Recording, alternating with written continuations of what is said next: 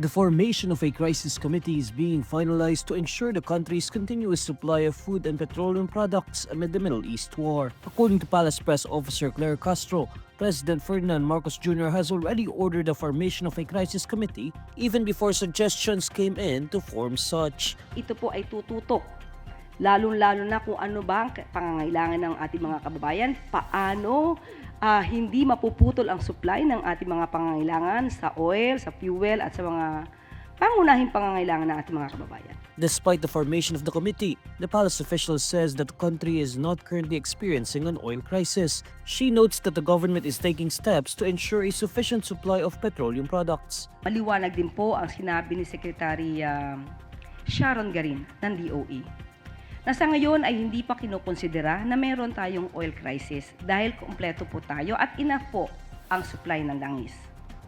At nagpupursige po ang DOE at ang pamahalang ito sa utos na rin po ni Pangulo Marcos Jr. na hindi mawala ng patid, hindi mapatid ang supply ng langis o produktong petrolyo sa ating bansa.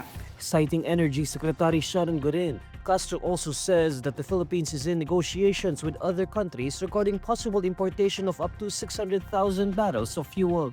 Ang sinasabi po natin na wala pa po at hindi po pa dinideklara na mayroon tayong oil crisis dahil nga po sapat ang supply sa ngayon. Most probably, according to Secretary Sharon, ang nagkakaroon lamang po ng issue ay tungkol sa presyo. Dahil alam naman po natin kung ano ang nangyayari na krisis sa Middle East.